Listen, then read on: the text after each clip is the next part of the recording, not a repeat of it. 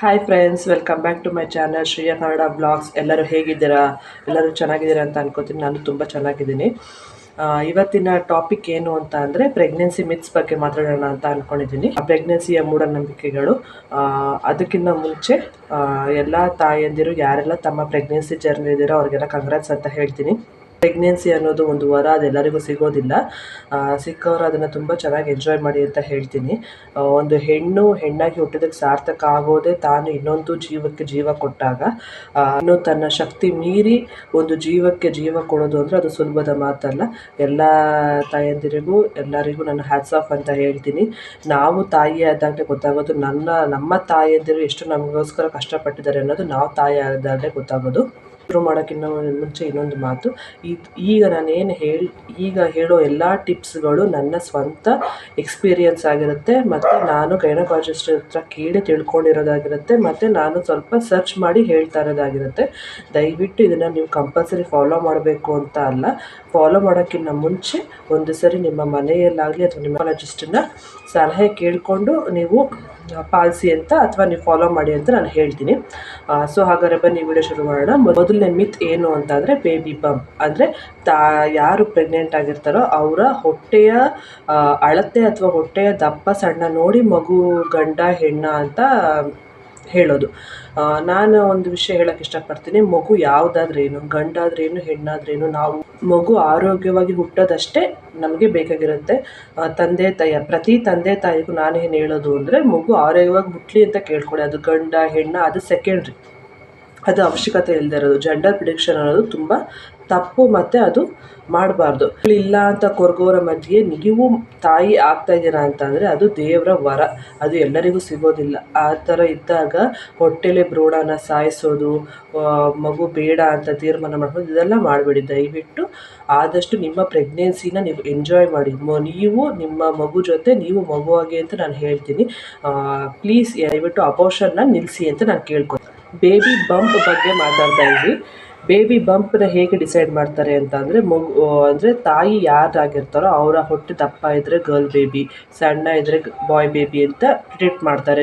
Almost ಎಲ್ಲರೂ ಅದನ್ನೇ predict ಮಾಡ್ತಾರೆ. ಅದು ತಪ್ಪು ಸುಳ್ಳು ಅಂತ ನಾನು ಹೇಳ್ತೀನಿ.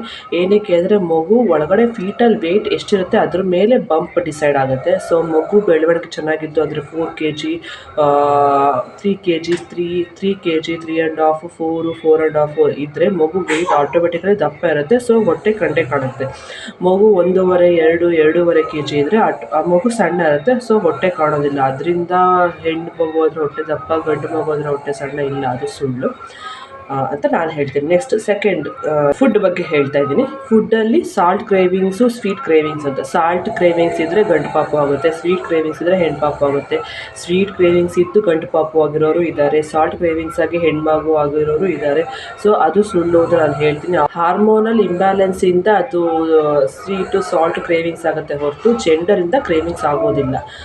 ಮತ್ತು ವಾಯ್ಸು ಸ್ವಲ್ಪ ನಿಮಗೆ ಡಿಸ್ಟರ್ಬೆನ್ಸ್ ಆದರೆ ಔಟ್ಸೈಡ್ ಡಿಸ್ಟರ್ಬೆನ್ಸ್ ಇದೆ ದೈನಿಕ, ಅಂದರೆ ಮನೆ ರೋಡ್ ಸೈಡ್ ಆಗಿರೋದ್ರಿಂದ ಗಾಡಿಗಳು ಓಡಾಡೋ ಸೌಂಡ್ ಕೇಳಿಸ್ತಾ ಇರುತ್ತೆ ಬ್ಯಾಕ್ಗ್ರೌಂಡಲ್ಲಿ. ಮತ್ತು ನೆಕ್ಸ್ಟ್ ಫುಡ್ಡಲ್ಲೇ ಇನ್ನೊಂದು ಯಾವುದು ಅಂದರೆ ಹಾರ್ಟ್ ಬರ್ನ್. ಎದೆ ಉರಿ ಗ್ಯಾಸ್ಟ್ರಿಕ್ ಆಗಿದೆ ಅಂದರೆ ಗಂಡು ಮಗು, ಎದೆ ಉರಿತಾ ಇಲ್ಲ ಅಂದರೆ ಹೆಣ್ಮಗು. ಇಲ್ಲ, ತಪ್ಪು ಸುಳ್ಳು. ಯಾಕಂದರೆ ಎಲ್ಲರಿಗೂ ಒಂದೇ ಥರ ಡೈಜೆಸ್ಟಿವ್ ಸಿಸ್ಟಮ್ ಇರುತ್ತೆ ಅಂತ ನಾನು ಹೇಳೋದಿಲ್ಲ. ಕೆಲವೊಬ್ರು ಒಂದೊಂದು ಥರ, ಒಬ್ಬೊಬ್ಬರಿಗೆ ಒಂದೊಂದು ಥರ ಡೈಜೆಸ್ಟಿವ್ ಸಿಸ್ಟಮ್ ಇರುತ್ತೆ. ಕೆಲವೊಬ್ರಿಗೆ ಬೇಗ ಜೀರ್ಣ ಆಗುತ್ತೆ, ಕೆಲವೊಬ್ಬರಿಗೆ ನಿಧಾನ ಆಗುತ್ತೆ. ಹೆಣ್ಣು ತಾಯಿ ಆದಾಗ ಅವಳಲ್ಲಿ ಸಾಕಷ್ಟು ಹಾರ್ಮೋನಲ್ ಇಂಬ್ಯಾಲೆನ್ಸ್ ಆಗುತ್ತೆ, ಹಾರ್ಮೋನಲ್ ಚೇಂಜಸ್ ಆಗುತ್ತೆ. ಸೊ ಅದರಿಂದ ಇದೆಲ್ಲ ಆಗುತ್ತೆ ಹೊರತು ಜೆಂಡರಿಂದ ಇದು ಯಾವುದೂ ಆಗೋದಿಲ್ಲ. ನೆಕ್ಸ್ಟ್ ಇನ್ನೊಂದು, ಅವಾಯ್ಡ್ ಕಾಫಿ ಮತ್ತು ಕಾಫಿನ ಕುಡಿಬೇಡ ಜಾಸ್ತಿ ಅಂತ ಮನೇಲೆಲ್ಲ ಹೇಳ್ತಿರ್ತಾರೆ. ಮಗು ಕಪ್ಪು ಕೊಟ್ಬಿಡುತ್ತೆ ಅಂತ ಕೆಲವೊಬ್ರು ಮನೇಲೂ ಹೇಳ್ತಾರೆ. ಕೆಫೈನ್ ಅವಾಯ್ಡ್ ಮಾಡಿ ಅಂತ ನಾನು ಹೇಳ್ತೀನಿ. ಯಾಕಂದರೆ ಕೆಫೈನ್ ಅನ್ನೋದು ಒಂದು ಡ್ರಗ್ಸ್ ಇದ್ದಾಗೆ, ಅದು ಜಾಸ್ತಿ ಹೋದಷ್ಟು, ಅಡಿಕ್ಷನ್ ಜಾಸ್ತಿ ಆದಷ್ಟು ಮಗುಗೆ ಪ್ರಾಬ್ಲಮ್ ಆಗುತ್ತೆ, ನಿಮಗೂ ಪ್ರಾಬ್ಲಮ್ ಆಗುತ್ತೆ. ಕೆಫೈನ್ ಅವಾಯ್ಡ್ ಮಾಡಿ. ಟೀ ತೊಗೋಬೋದು, 1 ಟೈಮ್ ಇಲ್ಲ 2 ಟೈಮ್ ಟೀ ತೊಗೋಬೋದು, ಅದರಲ್ಲೇನೋ ಏನೂ ತೊಂದರೆ ಇಲ್ಲ ಅಂತ ನಾನು ನನ್ನ ಓನ್ ಎಕ್ಸ್ಪೀರಿಯನ್ಸ್ ಮೇಲೆ ಹೇಳ್ತಾ ಇದ್ದೀನಿ. ಏನಕ್ಕೆ ಅಂದರೆ ನನ್ನ ಸೆಕೆಂಡ್ ಪ್ರೆಗ್ನೆನ್ಸಿಲಿ ನಾನು ಥ್ರೂ ಔಟ್ ಕುಡಿದೋದೇ ಟೀನ. ನಾನು 1 ಲೋಟ ಹಾಲು ನಾನು ಕುಡ್ದಿಲ್ಲ, ಟೀನೇ ಕುಡ್ದಿರೋದು. ನನಗೂ ನಮ್ಮ ಅಮ್ಮ ಹೇಳ್ತಾಯಿದ್ರು, ಟೀ ಕುಡಿಬೇಡ ಮಗು ಕಪ್ಪು ಕೊಟ್ಬಿಡುತ್ತೆ. ಇಲ್ಲ, ನನ್ನ ಮಗಳು ಚೆನ್ನಾಗೇ ಹುಟ್ಟಿದ್ದಾಳೆ, ಫೇರಾಗೇ ಇದ್ದಾಳೆ.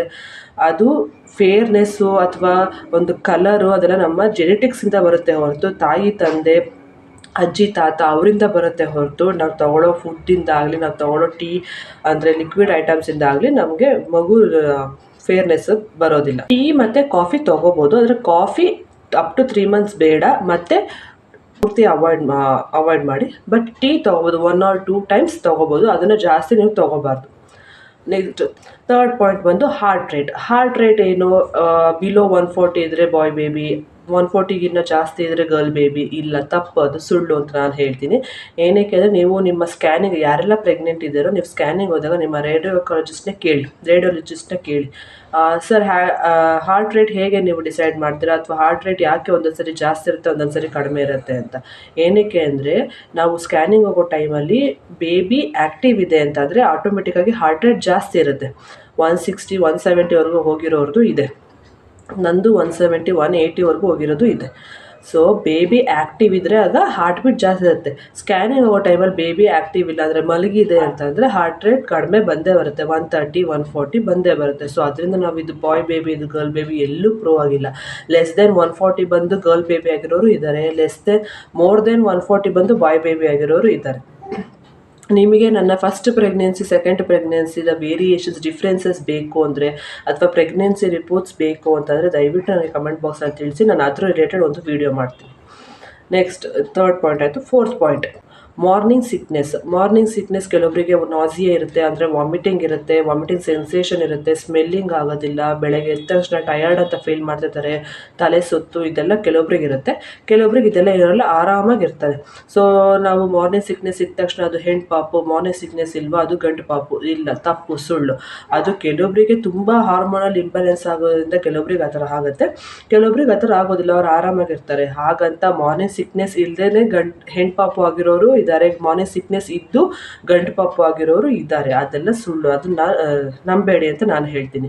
ನಿಮ್ಮ ಮಗು ಅಥವಾ ನಿಮ್ಮ ಮಗುವಿನ ಜೆಂಡರ್ ಡಿಸೈಡ್ ಆಗೋದು ನಿಮ್ಮ ಹಸ್ಬೆಂಡ್ ಅಥವಾ ಮಗುವಿನ ತಂದೆಯ ಕ್ರೋಮೋಸೋಮ್ಸಿಂದ ಜೆಂಡರ್ ಡಿಸೈಡ್ ಆಗುತ್ತೆ ಹೊರತು ನಾವು ತಗೊಳ್ಳೋ ಫುಡ್ಡಿಂದ ಅಥವಾ ನಮಗಾಗೋ ಚೇಂಜಸ್ಸಿಂದ ಆಗುತ್ತೆ ಅನ್ನೋದೆಲ್ಲ ಸುಳ್ಳು. ನೆಕ್ಸ್ಟ್ ಇನ್ನೊಂದು ಪಾಯಿಂಟ್ ಏನು ಅಂದರೆ ಪ್ಲೆಸೆಂಟಲ್ಲಿ 2 ಥರ ಇದೆ, ಆ್ಯಂಟೀರಿಯರ್ ಒಂದು, ಪೋಸ್ಟೀರಿಯರ್ ಒಂದು. ಆಲ್ಮೋಸ್ಟ್ ಜೆಂಡರ್ ಪ್ರಿಡಿಕ್ಷನ್ ಮಾಡೋದಕ್ಕೆ ಆ್ಯಂಟೀರಿಯರ್ ಮತ್ತು ಪೋಸ್ಟೀರಿಯರ್ನ ಬಳಸ್ಕೋತಾರೆ. ಆ್ಯಂಟೀರಿಯರ್ ಇದ್ದರೆ ಗಂಡು ಮಗು, ಪೋಸ್ಟೀರಿಯರ್ ಇದ್ದರೆ ಹೆಣ್ಮಗು ಅಂತ ಪ್ರಿಡಿಕ್ಟ್ ಮಾಡ್ತಾರೆ. ಮತ್ತು ಪೋಸ್ಟೀರಿಯರ್ ಇದ್ದರೆ ಗಂಡು ಮಗು, ಆ್ಯಂಟೀರಿಯರ್ ಇದ್ದರೆ ಹೆಣ್ಮಗು ಅಂತ. ಇಲ್ಲ, ಅದು ಸುಳ್ಳು. ಆ್ಯಂಟೀರಿಯರ್ ಇದ್ದು ಹೆಣ್ಮಗು ಆದವರು ಇದ್ದಾರೆ, ಆ್ಯಂಟೀರಿಯರ್ ಇದ್ದು ಗಂಡು ಮಗು ಆದವರು ಇದ್ದಾರೆ, ಪೋಸ್ಟೀರಿಯರ್ ಇದ್ದು ಹೆಣ್ಮಗು ಆದವರು ಇದ್ದಾರೆ, ಪೋಸ್ಟೀರಿಯರ್ ಇದ್ದು ಗಂಡು ಮಗು ಆಗಿರೋರು ಇದ್ದಾರೆ. ಸೊ ಪ್ಲೆಸೆಂಟಾಯಿಂದ ನಾವು ಜೆಂಡರ್ನ ಪ್ರಿಡಿಕ್ಟ್ ಮಾಡೋದಕ್ಕಾಗಲ್ಲ, ಅದೆಲ್ಲ ಸುಳ್ಳು. ಪ್ಲೆಸೆಂಟಾ ಏನಿದೆ ಅದು ತಂದೆ ಮುಖಾಂತರ ಬಂದಿರುತ್ತೆ, ಅಂದರೆ ತಂದೆಯ ಆರ್ಗನ್ ಪ್ಲೆಸೆಂಟಾ, ಅದು ಮದರ್ ಆರ್ಗನ್ ಅಲ್ಲ. ತಂದೆಯ ಆರ್ಗನ್ ಪ್ಲೆಸೆಂಟಾ, ಅದು ತಂದೆ ಮೂಲಕ ಬಂದು ತಾಯಿಯಲ್ಲಿ ಬೆಳೆಯುವಂಥ ಆರ್ಗನ್ ಪ್ಲೆಸೆಂಟ್ ಆಗಿರುತ್ತೆ. ಸೊ ಪ್ಲೆಸೆಂಟಾಯಿಂದ ಜೆಂಡರ್ನ ಪ್ರಿಡಿಕ್ಟ್ ಮಾಡೋದಕ್ಕೆ ಆಗೋದಿಲ್ಲ. ನೆಕ್ಸ್ಟ್ ಪಾಯಿಂಟ್ ಬಂದು ಸ್ಕಿನ್ ಚೇಂಜಸ್. ಕೆಲವರು ನೋಡ್ತಾರೆ ಪ್ರೆಗ್ನೆಂಟ್ ಆಗ್ತಿದ್ದಂಗೆ ತುಂಬ ಫುಲ್ಲು ಬ್ಲ್ಯಾಕ್ ಡಾರ್ಕ್ ಸರ್ಕಲ್ಸ್ ಆಗೋದು, ಬ್ಲ್ಯಾಕಿಶ್ ಆಗೋದು, ತುಂಬ ಕಲರ್ ಡಲ್ ಆಗಿ ಹೋಗ್ತಾರೆ. ಕೆಲವೊಬ್ರು ತುಂಬ ಕಲರ್ ಬರ್ತಾರೆ, ಅಂದರೆ ತುಂಬ ಕಲರ್ ಬಂದ ತಕ್ಷಣ ಹೆಣ್ಣು ಪಾಪು, ಕಲರ್ ಚೇಂಜ್ ಆಗೋಯ್ತಾ ಕಪ್ಗಾಗೋದ್ರೆ ಅದು ಗಂಡು ಪಾಪು. ಇಲ್ಲ, ಸುಳ್ಳು. ಕಲರ್ ಅದೆಲ್ಲ ಆಗೋದು ನಮ್ಮ ಹಾರ್ಮೋನಲ್ ಚೇಂಜಸ್ಸಿಂದನೇ. ಪ್ರೆಗ್ನೆಂಟ್ ವುಮೆನ್ಸ್ ಅರ್ಥ ಮಾಡ್ಕೋಬೇಕು, ನೀವು ತಾಯಿ ಆದಾಗ ನಿಮ್ಮಲ್ಲಿ ಸಾಕಷ್ಟು ಬದಲಾವಣೆ ಆಗುತ್ತೆ, ಸಾಕಷ್ಟು ಹಾರ್ಮೋನ್ಸ್ ಚೇಂಜ್ ಆಗ್ತಾ ಹೋಗುತ್ತೆ. ಸೊ ಅದರಿಂದ ಆಗೋ ಬದಲಾವಣೆ ನಿಮಗೆ ನಿಮ್ಮ ಔಟ್ಸೈಡ್ ತೋರಿಸುತ್ತೆ. ಅದನ್ನು ನೀವು ಜೆಂಡರ್ ಪ್ರಿಡಿಕ್ಷನ್ ಆಗಿ ತೊಗೊಳ್ಳೋದು ತಪ್ಪು ಅಂತ ನಾನು ಹೇಳ್ತೀನಿ. ಯಾಕಂದರೆ ಡಲ್ಲಾಗಿ ತುಂಬ ಕಪ್ಪಾಗಿ ಡಲ್ಲಾಗಿರೋವಾಗ ಹೆಣ್ಣು ಪಾಪು ಆಗಿರೋದು ಇದೆ, ತುಂಬ ಫೇರಾಗಿ ಇದ್ದಾಗ ಗಂಡು ಪಾಪು ಆಗಿರೋದು ಇದೆ. ಅದೆಲ್ಲ ಸುಳ್ಳು ಅಂತ ನಾನು ಹೇಳ್ತೀನಿ. ದಯವಿಟ್ಟು ಅದನ್ನೆಲ್ಲ ನೀವು ನಂಬಕ್ಕೆ ಹೋಗಬೇಡಿ. ಪ್ರೆಗ್ನೆನ್ಸಿಯಲ್ಲಿರೋರು ದಯವಿಟ್ಟು ಇವರು ಮಾತಾಡೋದನ್ನ ನೀವು ತಲೆಗೆ ಹಾಕ್ಕೋಬೇಡಿ. ನೀವು ನಿಮ್ಮ ಪ್ರೆಗ್ನೆನ್ಸಿ ಜರ್ನಿನ ಎಂಜಾಯ್ ಮಾಡಿ. ಆದಷ್ಟು ನಿಮ್ಮ ಮಗು ಜೊತೆ ಮಾತಾಡಿ, ನಿಮ್ಮ ಮಗು ಜೊತೆ ಇಂಟ್ರ್ಯಾಕ್ಟ್ ಮಾಡಿ, ಗಂಡು ಆಗುತ್ತಾ ಹೆಣ್ಣಾಗುತ್ತಾ ಈ ಭಯ ಬೇಡ. ಏನಕ್ಕೆ ಅಂತಂದರೆ ಯಾವುದಾದ್ರೂ ಆಗಲಿ ಆರೋಗ್ಯವಾಗಿರೋ ಮಗು ಹುಟ್ಟಿದ್ರೆ ಸಾಕು. ನೆಕ್ಸ್ಟ್ ಪಾಯಿಂಟ್ ಬಂದು breast size. Right side breast ದಪ್ಪ ಆಗಿದೆಯಾ, ಹಾಗಾದರೆ ಗರ್ಲ್ ಬೇಬಿ ಆಗುತ್ತೆ ನಿನಗೆ. ಲೆಫ್ಟ್ ಸೈಡ್ ಬ್ರೆಸ್ಟ್ ದಪ್ಪ ಆಗಿದೆಯಾ, ಹಾಗಾದರೆ ನಿನಗೆ ಬಾಯ್ ಬೇಬಿ ಆಗುತ್ತೆ ಅಂತ ತುಂಬ ಜನ ಮನೇಲಿ ಹೇಳ್ತಾರೆ. ಅದೆಲ್ಲ ತಪ್ಪು, ಸುಳ್ಳು. ಏನಕ್ಕೆ ಅಂತ ಅಂದರೆ ಅದರಿಂದ ಜೆಂಡರ್ ಪ್ರಿಡಿಕ್ಷನ್ ಆಗೋದಿಲ್ಲ, ಅದು ಸುಳ್ಳು. ನಿಮ್ಮ ಗೈನಕಾಲಜಿಸ್ಟನ್ನು ಕೇಳಿದ್ರು ಅದು ಸುಳ್ಳು ಅಂತಲೇ ಹೇಳ್ತಾರೆ. ನನ್ನ ಮಗಳು ಆಟ ಆಡ್ತಿದ್ದಾಳೆ, ಸೊ ಬ್ಯಾಕ್ಗ್ರೌಂಡಲ್ಲಿ ಅವಳು ವಾಯ್ಸ್ ಬಂದರೆ ದಯವಿಟ್ಟು ತಪ್ಪು ತಿಳ್ಕೊಬೇಡಿ. ಅವಳು ಆಟ ಆಡ್ತಿದ್ದಾಳೆ. ಬ್ರೆಸ್ಟ್ ಸೈಜಿಂದ ಜೆಂಡರ್ ಪ್ರಿಡಿಕ್ಷನ್ ಮಾಡೋದು ತಪ್ಪು ಅಂತ ಹೇಳ್ತೀನಿ. ಅದರಿಂದ ನನ್ನ breast size right side breast ಬಂದು ಲಾರ್ಜ್ ಆಗಿದೆ, ನನಗೆ ಗರ್ಲ್ ಬೇಬಿ ಆಗುತ್ತೆ, ನನ್ನ ಲೆಫ್ಟ್ ಸೈಡ್ ಬ್ರೆಸ್ಟ್ ಲಾರ್ಜ್ ಆಗಿದೆ, ನಂಗೆ ಬಾಯ್ ಬೇಬಿ ಆಗುತ್ತೆ ಅಂತ first of all pregnant women ಯಾರಿದ್ದಾರೋ ಅವರೆಲ್ಲ ಅನ್ಕೊಳಕ್ಕೆ ಹೋಗ್ಬೇಡಿ. ಅದೆಲ್ಲ ತಪ್ಪು ಅಂತ ನಾನು ಹೇಳಿ. ಸ್ಲೀಪ್ ವಿಷಯಕ್ಕೆ ಬಂದರೆ ರೈಟ್ ಸೈಡ್ ಮಲ್ಕೊಂಡ್ರೆ ಬಾಯ್ ಬೇಬಿ ಹೊಟ್ಟೆ ಒಳಗಡೆ ಬಾಯ್ ಬೇಬಿ ಇದ್ದರೆ ರೈಟ್ ಸೈಡ್ ಮಲ್ಕೋತೀರಾ, ಲೆಫ್ಟ್ ಸೈಡ್ ಮಲ್ಕೊಂಡ್ರೆ ಗರ್ಲ್ ಬೇಬಿ ಇರುತ್ತೆ ಅಂತ ಅರ್ಥ ಇಲ್ಲ, ಸುಳ್ಳು. ರೈಟ್ ಸೈಡ್ ಮಲ್ಕೊಂಡು ಗರ್ಲ್ ಬೇಬಿ ಆಗಿರೋರು ಇದ್ದಾರೆ, ಲೆಫ್ಟ್ ಸೈಡ್ ಮಲ್ಕೊಂಡು ಬಾಯ್ ಬೇಬಿ ಆಗಿರೋರು ಇದ್ದಾರೆ. ನಿಮ್ಮ ಪ್ರೆಗ್ನೆನ್ಸಿಯಲ್ಲಿ ಏನಾಗುತ್ತೆ ಅಂದರೆ ಎಲ್ಲರಿಗೂ ಕಂಫರ್ಟ್ ಇರಲ್ಲ.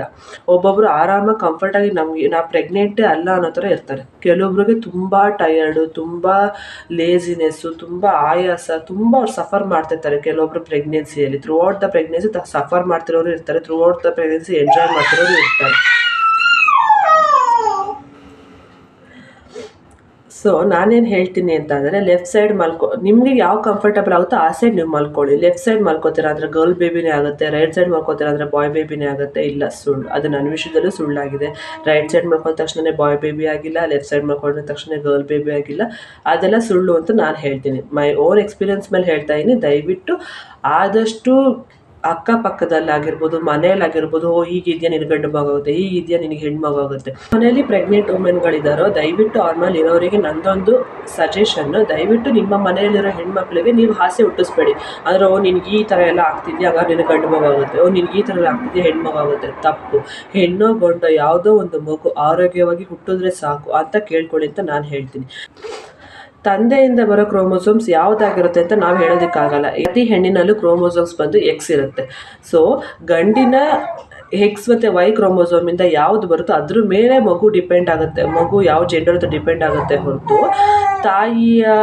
ತಾಯಿಯಿಂದ ಆಗಲಿ ಅಥವಾ ತಾಯಿಯ ಗುಣಲಕ್ಷಣಗಳಿಂದ ಆಗಲಿ ಯಾವ ಬೇಬಿ ಹುಟ್ಟುತ್ತೆ ಅಂತ ನಾವು ಹೇಳೋದಕ್ಕಾಗೋದಿಲ್ಲ. ಅಳ್ತಿದ್ಲು ಅಂತ ಎತ್ಕೊಂಡಿದ್ದೀನಿ, ಯಾರೋ ದಯವಿಟ್ಟು ತಪ್ಪು ತಿಳ್ಕೊಬೇಡಿ. ಸೊ ನಾನೇನು ಹೇಳ್ತೀನಿ ಅಂದರೆ ಇದೆಲ್ಲ ತುಂಬ ಮೂಢನಂಬಿಕೆಗಳು. ಇದರಿಂದನೇ ಗಂಡು ಮಗು ಆಗುತ್ತೆ, ಇದರಿಂದ ಹೆಣ್ಮಗು ಆಗುತ್ತೆ. ದಯವಿಟ್ಟು ಯಾರು ಇದನ್ನು ನಂಬೇಡಿ.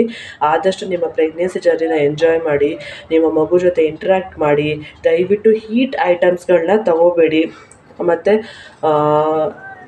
ವುಮೆನ್ಸ್ಗೆ ನಾನು ಏನು ಹೇಳ್ತೀನಿ ಅಂದರೆ, ಏನಾದರೂ ತಿನ್ನೋಕ್ಕಿಂತ ಮುಂಚೆ ಒಂದು ಕ್ಷಣ ಯೋಚನೆ ಮಾಡಿ. ನೀವೇನೋ ತೊಗೋತಾ ಇದ್ದೀರಾ ಅಂತಂದರೆ ದಯವಿಟ್ಟು ಒಂದು ಕ್ಷಣ ಯೋಚನೆ ಮಾಡಿ. ಏನಕ್ಕೆ ಅಂದರೆ ನಿಮ್ಮ ಒಳಗಡೆ ಇನ್ನೊಂದು ಜೀವ ಇರುತ್ತೆ, ನಿಮ್ಮನ್ನು ನಂಬ್ಕೊಂಡು ಭೂಮಿಗೆ ಬರುವಂಥ ಜೀವ ಅದೊಂದೇ. ಸೊ ದಯವಿಟ್ಟು ನೀವೇನಾದರೂ ತೊಗೊಳಕ್ಕಿಂತ ಮುಂಚೆ ಒಂದು ಸರಿ ನಿಮ್ಮ ಮಗು ಬಗ್ಗೆ ಯೋಚನೆ ಮಾಡಿಬಿಟ್ಟು ನೀವು ತೊಗೊಳ್ಳಿ ಅಂತ ನಾನು ಹೇಳ್ತೀನಿ. ನಿಮ್ಮ ಪ್ರೆಗ್ನೆನ್ಸಿ ಜರ್ನಿ ಸೇಫ್ ಆಗಿರಲಿ. ದಯವಿಟ್ಟು ಎಲ್ಲರೂ ಆರೋಗ್ಯವಾಗಿ ಊಟ ಮಾಡಿ, ಆರೋಗ್ಯವಾಗಿರಿ, ಆರಾಮಾಗಿರಿ. ಯಾವುದೇ ರೀತಿ ತೊಂದರೆ ಬೇಡ. ಫಸ್ಟ್ ಪ್ರೆಗ್ನೆನ್ಸಿಲಿರೋರಿಗೆ ಏನು ಯೋಚನೆ ಮಾಡಬೇಡಿ. ಅಂದರೆ ಡೆಲಿವರಿ ಹೇಗಿರುತ್ತೋ ಏನು ಬೇಡ. ಯಾಕಂದರೆ ಎಲ್ಲ ಚೆನ್ನಾಗೇ ಆಗುತ್ತೆ, ಎಲ್ಲ ಒಳ್ಳೆಯದೇ ಆಗುತ್ತೆ. ಆರಾಮಾಗಿ ಹುಷಾರಾಗಿರಿ ಅಂತ ಹೇಳ್ತಾ ಇಲ್ಲಿಗೆ ನನ್ನ ಈ ವಿಡಿಯೋ ಮುಗಿಸ್ತಾ ಇದ್ದೀನಿ. ದಯವಿಟ್ಟು ಇಷ್ಟ ಆಗಿದರೆ ಒಂದು ಲೈಕ್ ಮಾಡಿ, ಶೇರ್ ಮಾಡಿ. ಏನಾದರೂ ಸಜೆಷನ್ಸ್ ಇದ್ದರೆ ದಯವಿಟ್ಟು ಕಮೆಂಟ್ ಬಾಕ್ಸಲ್ಲಿ ತಿಳಿಸಿ. ಹಾಗೆ ನನ್ನ ಪ್ರೆಗ್ನೆನ್ಸಿ ರಿಲೇಟೆಡ್ ವೀಡಿಯೋಸ್ ಬೇಕು ಅಥವಾ ಡೆಲಿವರಿ ಸ್ಟೋರಿ ಬೇಕು ಅಂದರೆ ದಯವಿಟ್ಟು ಕಮೆಂಟ್ ಬಾಕ್ಸಲ್ಲಿ ತಿಳಿಸಿ. ಮುಂದಿನ ದಿನಗಳಲ್ಲಿ ನಾನು ವಿಡಿಯೋ ಮಾಡಿ ಹಾಕ್ತೀನಿ. ಥ್ಯಾಂಕ್ ಯು ಫಾರ್ ವಾಚಿಂಗ್ ಅಂತ ಹೇಳ್ತಾ ಟೇಕ್ ಕೇರ್, ಬಾಯ್.